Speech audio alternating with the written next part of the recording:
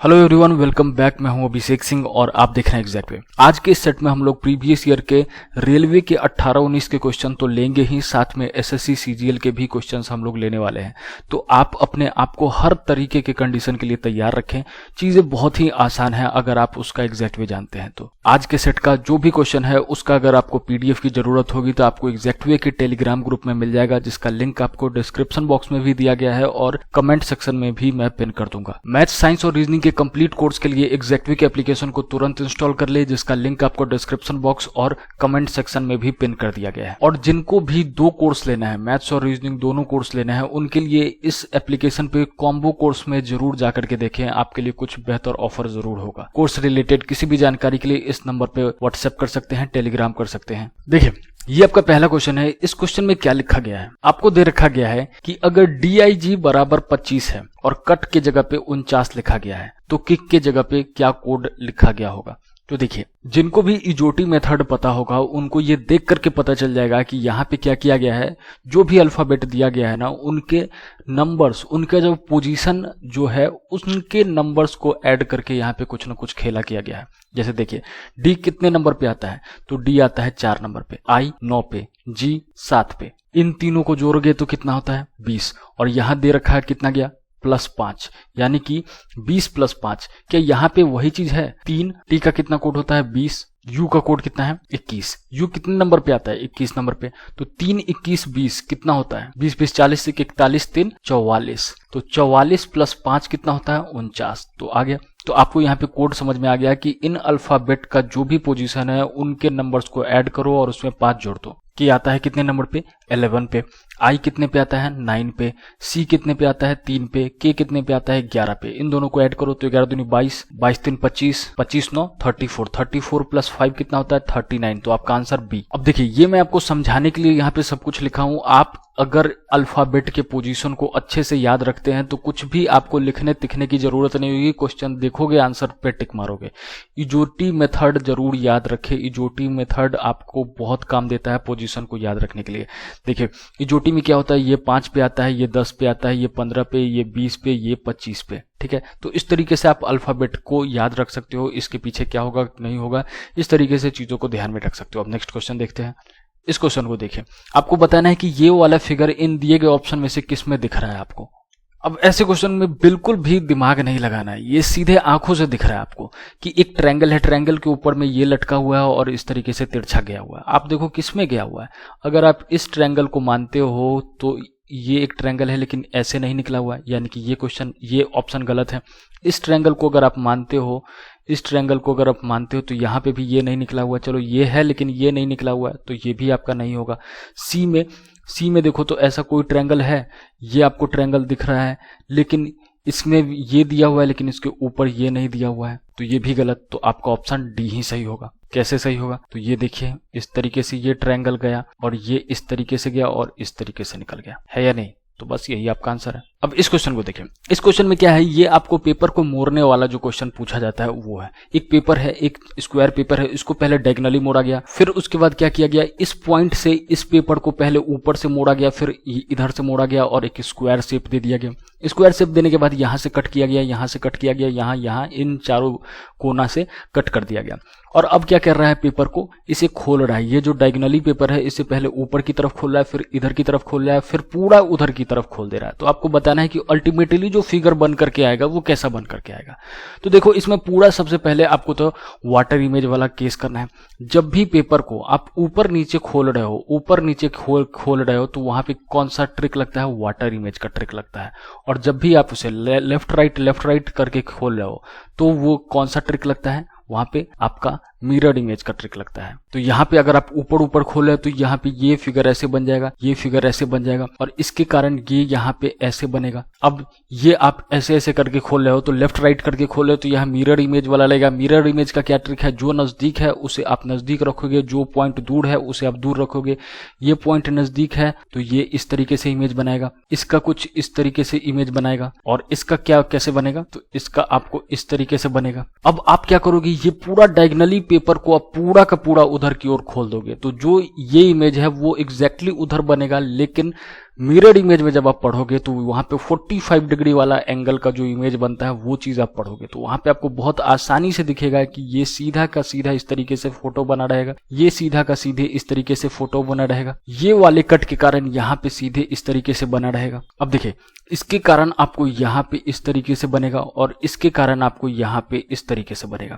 तो अब आप ऑप्शन एलिमिनेट करके देखते जाओ। तो ऑप्शन ए इसलिए कट गया क्योंकि यहाँ पे कट मार्क है, यहाँ पे एक कट मार्क होना चाहिए जो कि नहीं है, तो ये आपका गलत हो गया। ऑप्शन बी इसलिए कट गया क्योंकि यहाँ पे कट मार्क रहना चाहिए इसके कारण, तो ये भी नहीं होगा। ऑप्शन सी और ऑप्शन डी में आपको चुनना है। यहाँ पे स्क्वायर है और यहाँ पे इस तरीके से रोम्बस का शेप दिया गया है, या फिर बोल दो तो काइट का एक पतंग का शेप दे रखा है। आप बताओ कि यहाँ पे क्या रहेगा। तो आपको यहाँ पे पूरा बनाने की ही जरूरत नहीं है। स्क्वायर रहता तो कुछ इस तरीके से रहता ना, जो कि यहाँ पे दिया गया, लेकिन यहाँ पे तो स्क्वायर जैसा कुछ है ही नहीं, तो ये वाला आपका गलत हो गया, ये आपका सही है। देखिए ये सारे क्वेश्चन को मैं समझा रहा हूँ इसलिए इतना टाइम लेकर के बता रहा हूँ, नहीं तो ये क्वेश्चन आपको देख करके बनाने वाला क्वेश्चन है। अब इस क्वेश्चन में आपको पेन चलाने की जरूरत है, सब सिर्फ आंखों से देख करके आपको बताना है। अब इस क्वेश्चन में क्या खास दिख रहा है आपको एक एक करके सीरीज में ये पैटर्न बदलते जा रहा है और आपको बताना है कि ये जो लास्ट पैटर्न है वो किस टाइप का बनेगा, वो आपको बताना है। तो देखिए सबसे पहले में क्या दिखा रहा है कि एक डंडी इस तरीके से और बीच में दो डंडी इस तरीके से गया हुआ है, फिर ये दोनों डंडी इस तरीके से मुड़ गया और बीच में एक ही डंडी है। फिर तीसरे फिगर में क्या है, अब की बार तीन डंडी आ गया और जो कि इधर की ओर गया हुआ है। अब की बार इसमें सेम फिगर है बस तीनों डंडी इस तरीके से आ रहा है। अब चौथे फिगर में क्या होगा, तो देखिए इन दोनों फिगर में दो डंडी था, इन दोनों फिगर में तीन डंडी, तो अब इसमें और आगे वाले फिगर में कितना डंडी होगा, चार डंडी होगा।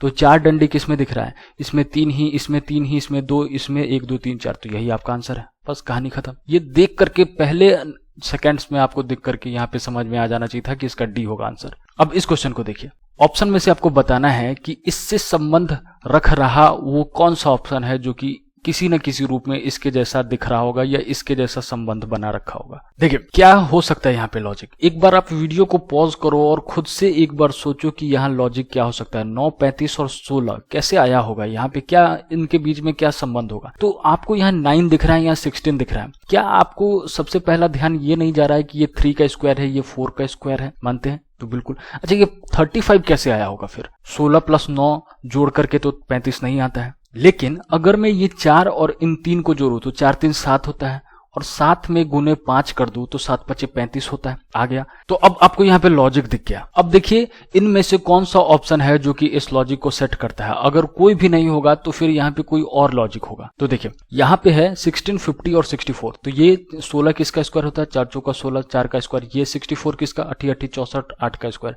8 + 4 कितना होता है, 12, 12 पंचे 60, लेकिन यहाँ कितना है 50, यानी कि ये नहीं होगा। ये कितना है 5 का स्क्वायर, ये कितना है 2 का स्क्वायर, 5 2 7, 7 5 35, यानी कि ये भी नहीं होगा। ये कितना है 6 36, 6 का स्क्वायर, ये कितना है 5 25, 5 का स्क्वायर, 6 5 11, 11 5 55, तो ये आपका आंसर सही हो गया। क्या ये भी सेट हो रहा है क्या, तो ये कितना है 9 का स्क्वायर, ये कितना है 6 36 और 9 6 15, 15 5 75, लेकिन यहाँ 65 है, यानी कि ये भी नहीं होगा, यानी कि आपका ऑप्शन सी ही सही है। बस बात खत्म। अब इस क्वेश्चन को देखिए, ये क्वेश्चन तो बहुत ही जबरदस्त दिख रहा है। यहाँ पे 3, 24 और 4 दिख रहा है। आपको बताना है कि बीच वाला नंबर कैसे आया है, वो उसी सेंस में आपको इन ऑप्शन में से चेक करके बताना है। तो देखो 4 × 3 करेंगे तो 4 काउंट करती है 12 और 12 × 2 करेंगे तो कितना आता है 24, यानी कि आपको हो क्या रहा है, शुरू के और अंतिम के दोनों डिजिट को मल्टीप्लाई करके उसका 2 गुना कर दिया जा रहा है। तो 11 × 6 कितना होता है 66, 66 × 2 कभी करोगे तो 35 आएगा, नहीं आएगा। यहाँ 8 दूनी 16, 16 दूनी 32, ये नहीं होगा। ये 12 चौक 48, 48 दूनी 84, कभी होगा, नहीं होगा। अब डी 9 चौक 36, 36 × 2 72, तो ये आपका आंसर सही है। अब इस क्वेश्चन को देखिए, ये बहुत तगड़ा क्वेश्चन है।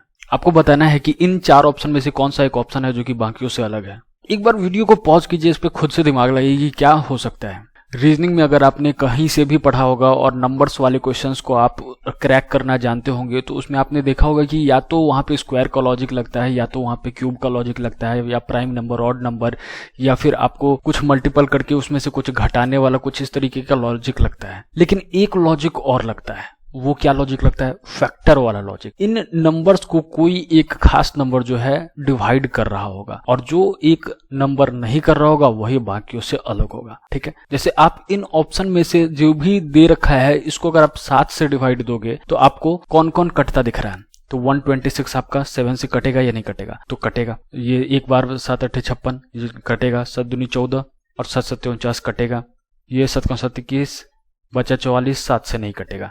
तो यही ऑप्शन होना चाहिए। आगे देख लेते हैं, 7 7 21 और 1 7 से कट गया। तो बाकी ये तीनों जो है वो 7 से कट रहा है, सिर्फ ऑप्शन सी ही है जो कि 7 से नहीं कटता है। यहाँ पे एक लॉजिक और लगाया जा सकता है कि यहाँ पे देखिए 126 है, अगर मैं लास्ट वाला डिजिट को सिर्फ देखूं, लास्ट वाला डिजिट को देखूं तो क्या ये 12 को डिवाइड देता है? 6 12 को डिवाइड देता है, 6 दूनी 12 कटता है।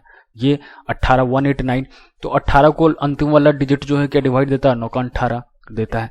25 और ये 4 क्या 25 को डिवाइड देता है? नहीं देता है। लेकिन 2 एक साथ में 7 जो है 21 को डिवाइड देता है, तो बिल्कुल देता है। यानी कि बाकी जो भी ऑप्शन है उनमें जो अंतिम डिजिट है वो शुरू के दोनों डिजिट को डिवाइड देता है, पर ऑप्शन सी में ऐसा नहीं हो रहा है। और जो पहला लॉजिक बताया हूं उसके हिसाब से भी आपको क्या दिख रहा है कि जो सभी के सभी नंबर्स हैं वो 7 के मल्टीपल में कहीं ना कहीं आते हैं, वो 7 से डिवाइड हो रहे हैं, बट ऑप्शन सी जो है वो 7 से नहीं डिवाइड हो रहा है। तो आपको पता होना चाहिए कि एक लॉजिक ये भी होता है कि वो नंबर अलग होगा जो कि किसी का भी मल्टीपल नहीं है। अब ये आपका ब्लड रिलेशन वाला क्वेश्चन है जिसमें पजल के फॉर्म में चीजों को दे रखा गया है। ब्लड रिलेशन का एग्जैक्टिव आप ये समझिए कि जो मेल होता है उसे आप किससे रिप्रेजेंट करो? प्लस से। फीमेल जो है उसे आप किससे रिप्रेजेंट करो? माइनस से। और जो कपल है जो पति पत्नी है उनको आप किससे रिप्रेजेंट करो? तो एक कमरा दे दो, पति पत्नी को एक कमरा दे दो, उसमें एक प्लस होगा एक माइनस होगा, ठीक है। एक पति होगा और एक पत्नी होगी, ठीक है, इस तरीके से। और उनको एक कमरा दे दोगे, ब्रैकेट दे दोगे, तो उसका क्या मतलब कि पति पत्नी ये दोनों जो मेंबर है, ये दोनों जो पुरुष और महिला है, ये दोनों आपस में कैसा संबंध रखते हैं? तो पति पत्नी है, इसीलिए इन्हें आपस में एक सेपरेट कमरा दे दिया गया है, ठीक है। दूसरा जो इंपॉर्टेंट बात आपको ये याद रखना है कि हर जनरेशन के ऊपर वाला जनरेशन को आप रिप्रेजेंट कैसे करते हो। ये अगर आपके फादर का जनरेशन है तो ये इसके नीचे कौन सा जनरेशन आएगा? ये उनके बच्चों का जनरेशन आएगा, सन का, मतलब बच्चों का बेटा बेटी, भतीजा भतीजी, इस तरीके से, ठीक है। अब इसके ऊपर जनरेशन किसका आएगा? तो ये जो बेटा है उसके दादाजी का, किसके? तो उसके दादाजी का, ग्रैंडफादर का ये जनरेशन आएगा, ठीक है। तो इस तरीके से आप जनरेशन को रिप्रेजेंट करते हो। ये ओवरऑल पूरा ट्रिक होता है, ठीक है। अब क्वेश्चन को पढ़िए, क्या कह रहा है? 8 व्यक्तियों के एक परिवार में 2 युगल हैं, यानी कि 2 कपल हैं। कितने लोगों का परिवार है? 8 लोगों का परिवार है। मतलब एक पति पत्नी, फिर दूसरा पति पत्नी, यानी कि 2 व्यक्ति इधर 2 व्यक्ति इधर, 4 लोग इधर हो गया। फिर आगे कह रहा है दोनों युगल के 2-2 बच्चे हैं, यानी कि 4 बच्चे हैं टोटल। इसके भी 2 बच्चे और इसके भी 2 बच्चे हैं, ठीक है। आगे आपको क्या कह रहा है? बी और डी भाई हैं। बी और डी क्या है? भाई हैं। और उन दोनों के 2-2 बच्चे हैं। तो आपको यहाँ पे दिख चुका है कि 4 लोग बच्चे हैं और 4 लोग पेरेंट्स हैं। तो बी और डी भाई है और उनके बच्चे हैं, यानी कि बी और डी क्या है? पेरेंट्स और आपस में क्या है? भाई हैं। तो यहाँ बी है, यहाँ डी है और ये दोनों पॉजिटिव हैं, यानी कि ये दोनों पुरुष हैं और भाई हैं। तो ठीक है, तो ये रिलेशन आपको दिख गया क्या कि ये दोनों भाई हैं और पुरुष हैं। और इनकी डी की कोई पत्नी होगी और बी की कोई पत्नी होगी, जिसके बारे में अभी तक नहीं पता चला, आगे पता चल सकता है। आगे क्या कह रहा है? ई ए की चाची है। अब देखिए, ई ए की चाची है, यहाँ पे इससे ये भी नहीं पता चला कि ई किसकी पत्नी है और ए किसका बेटा है, ये भी नहीं पता चला, या ए किसका बच्चा है, ये भी नहीं पता चला। तो हम इस चीज को अलग से बना लेंगे। ए की चाची है, कौन है? ई है। तो चाची होना है तो ए की चाची है तो ए का कोई पिता होगा, ठीक है। तो ए का पिता मान लेते हैं एक है, उसका कोई भाई होगा जो कि ए का चाचा लगेगा, और उस भाई की कोई पत्नी होगी और वो पत्नी ए की क्या लगेगी? चाची लगेगी। तो यहाँ डाल देते हैं माइनस महिला को रिप्रेजेंट करने के लिए, और यहाँ डाल देते हैं ई। और ये दोनों कपल हैं इसलिए एक ब्रैकेट दे दिया, और ये पुरुष है और ये भी पुरुष है। आगे क्या कह रहा है? ए सी का चचेरा भाई है। ए जो है सी का चचेरा भाई है, मतलब सी ऑब्वियसली इसका बच्चा होगा, ठीक है। और ए चचेरा भाई है मतलब ए पुरुष है। आगे क्या कह रहा है? सी एच की बहन है। सी जो है बहन है, किसकी बहन है? एच की बहन है, अपनी बहन है। चचेरी बहन तो नहीं दे रखा है, यानी कि एच जो है किसका बच्चा होगा? ई का बच्चा होगा, और सी भी ई ही का बच्चा है। अब क्या दे रखा है? एच जो है जी का चचेरा भाई है। एच भाई है यानी कि प्लस है, और किसका चचेरा भाई है? तो जी का, यानी कि किसका जी यहाँ पे आ जाएगा, अपना भाई नहीं है चूंकि। अब आगे क्या कह रहा है? एफ जो है बी की पत्नी है। एफ किसकी पत्नी है? बी की पत्नी है। तो ऑब्वियसली बी यहाँ तो नहीं आएगा, बी कहाँ आएगा? यहाँ आएगा, और एफ यहाँ आएगा पत्नी का, और इन दोनों को एक ब्रैकेट दे देंगे जिससे पता चलेगा ये पति पत्नी है।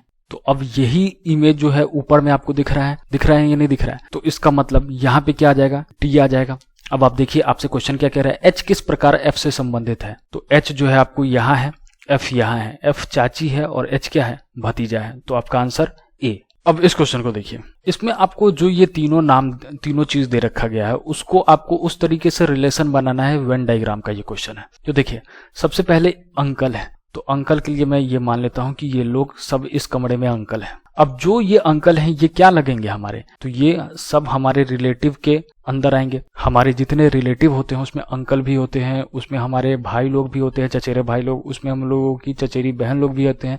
तो ये जितने रिलेटिव का एरिया है उसमें से कुछ एरिया जो है वो हमारे अंकल के लिए रिजर्व है। ठीक है, अब जो देखिए यहाँ पे अब तीसरा वर्ड आ गया रिच। अब देखिए बच गया ये रिच। क्या आपके सभी के सभी रिलेटिव जो है वो रिच हैं, धनी हैं? तो ऐसा नहीं हो सकता है। आप कुछ रिलेटिव जो है आपके वो रिच हो सकते हैं। तो आप कैसा फिगर बनाओगे, तो ऐसा बनाओगे। ठीक है, तो आपको लगेगा कि ये ऑप्शन सही है, ये दोनों तो गलत ही है। लेकिन इस फिगर से तो आपको ये लग रहा है ना कि ये जितने रिलेटिव हैं उनमें से कुछ रिलेटिव आपके रिच हैं, अमीर हैं। लेकिन इससे ये भी लग रहा है कि आपके अंकल जो हैं वो सारे के सारे अंकल गरीब ही हैं, पर ऐसा तो नहीं है, ऐसा तो कुछ भी नहीं लिखा गया है। तो रिच और अंकल में क्या रिलेशन लग रहा है? हो सकता है कि आपके कुछ अंकल भी अमीर हो। तो इसीलिए ऐसा फिगर न बना करके आप कैसा बनाओगे, ऐसा बनाओगे। ठीक है, इससे आपको क्या समझ में आया कि आपके जितने रिलेटिव हैं उसमें से कुछ रिलेटिव रिच हैं, कुछ रिलेटिव रिच नहीं है, कुछ अंकल रिच हैं और कुछ अंकल रिच नहीं है।